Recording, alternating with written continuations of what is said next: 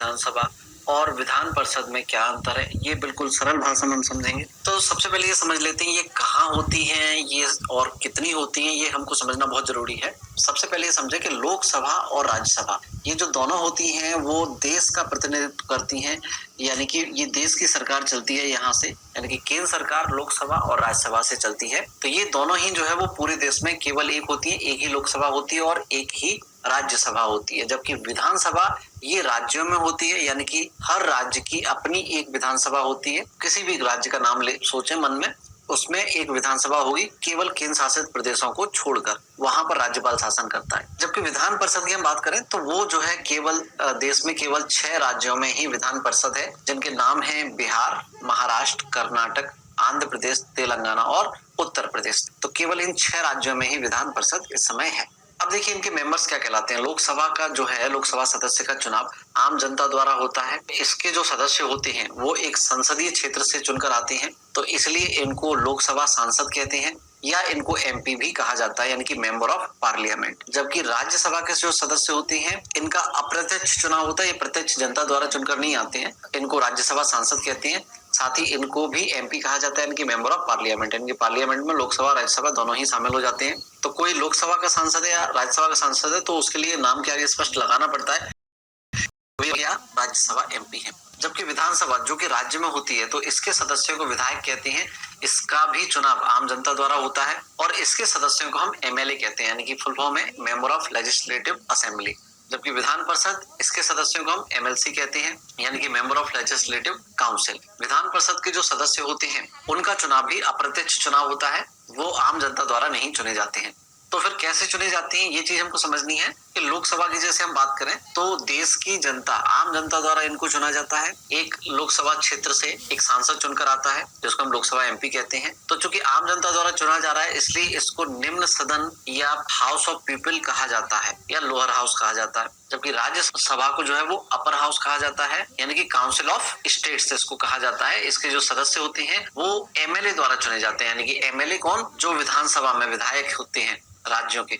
तो प्रत्येक राज्य से कुछ सदस्य जो है वो विधानसभा चुनकर राज्यसभा में भेजती है, इसलिए राज्यसभा के जो सदस्य होते हैं उनका चुनाव एमएलए द्वारा किया जाता है। यह एक अप्रत्यक्ष चुनाव होता है, यानी कि इसमें जनता की भागीदारी नहीं होती सीधी, ये विधानसभा के सदस्य या विधायकों या एमएलए द्वारा चुना जाता है। जबकि विधानसभा के सदस्य ये सीधे जनता द्वारा, राज्य की जनता द्वारा चुने जाते हैं। और विधान परिषद की हम बात करें तो इसके जो सदस्य हैं वो विधायकों द्वारा 1/3 सदस्य, 1/3 निर्वाचिका द्वारा, जिसमें कि नगर निगम, नगर पालिका, जिला पंचायत, क्षेत्र पंचायत ये सब आ जाते हैं। 1/12 सदस्य शिक्षकों द्वारा, निम्नतम माध्यमिक स्तर का शिक्षक होना चाहिए। और जो रजिस्टर्ड ग्रेजुएट होते हैं, स्नातक होते हैं, उनके द्वारा 1/12 सदस्य और शेष 1/6 सदस्य राज्यपाल द्वारा नियुक्त किए जाते हैं। तो ये भी एक अप्रत्यक्ष निर्वाचन प्रणाली है जिसमें सीधे जनता की भागीदारी नहीं होती, अप्रत्यक्ष चुनाव कहलाता है। और जनता की सीधे भागीदारी है वो प्रत्यक्ष चुनाव कहलाता है। अब नंबर ऑफ मेंबर्स कितने होते हैं, तो लोकसभा में मैक्सिमम 552 सदस्य हो सकते हैं, वर्तमान में केवल 545 सदस्य ही हैं। जबकि राज्यसभा में कुल 250 सदस्य होते हैं, जिसमें से 12 सदस्य राष्ट्रपति द्वारा चुने जाते हैं। जबकि विधानसभा की हम बात करें तो विधानसभा की जो सदस्य संख्या होती है वो उस राज्य की तहसील या विधानसभा क्षेत्रों पर निर्भर करती है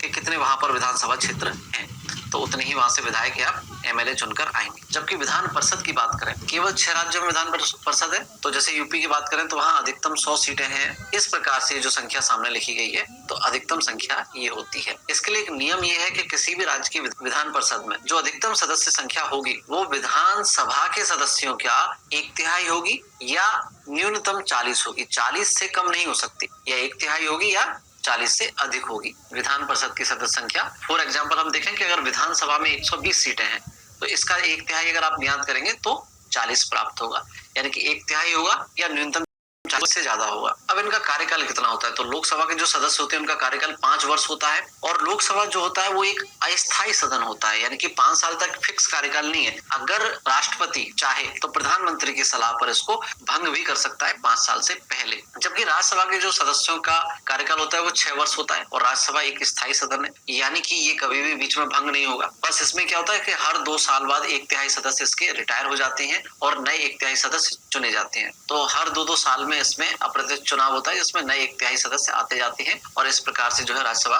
कंप्लीट 6 वर्ष तक कंटिन्यू चलती रहती है, ये कभी भी भंग नहीं होती। जबकि विधानसभा की बात करें तो देखिए, लोकसभा और विधानसभा आप शुरुआत से देखते आ रहे हैं, जैसे केंद्र में लोकसभा है वैसे ही राज्य में विधानसभा है, और जैसे केंद्र में राज्यसभा है उसी प्रकार से लगभग राज्य में विधान परिषद है। लोकसभा विधानसभा और राज्यसभा विधान परिषद, इनका आप देखें तो लगभग सारे जो रूल हैं वो काफी हद तक सिमिलर हैं। तो अगर हम इसमें भी देखें तो विधानसभा का कार्यकाल 5 वर्ष है, जैसे कि लोकसभा का था। विधानसभा भी एक अस्थायी सदन है, जैसे लोकसभा थी। तो विधानसभा को भी बीच में भंग किया जा सकता है। राज्यपाल चाहे तो वो राष्ट्रपति को सलाह दे सकता है कि भैया विधानसभा में या इस राज्य में जो है स्थितियां कुछ विषम परिस्थितियां हैं, तो उसको भंग किया जाए। जबकि विधान परिषद भी राज्यसभा की तरह एक स्थायी सदन है, ये कभी भी भंग नहीं हो सकता। इसके सदस्यों का कार्यकाल भी 6 वर्ष होता है। मिनिमम एज की बात करें, न्यूनतम आयु की इसके सदस्य बनने के लिए, तो लोकसभा का सदस्य बनना है अगर आपको, तो 25 वर्ष आपकी मिनिमम आयु होनी चाहिए या इससे अधिक होना चाहिए। इसके साथ ही वो व्यक्ति भारत का नागरिक होना चाहिए, वो व्यक्ति किसी और लाभ के पद पर ना हो। तो ऐसी कई सारी जो है योग्यताएं हैं, मुख्य योग्यता ये है। और राज्यसभा की अगर हम बात करें तो उसके लिए न्यूनतम आयु 30 वर्ष है। और जैसे कि मैंने कहा था, विधानसभा लोकसभा के सिमिलर है,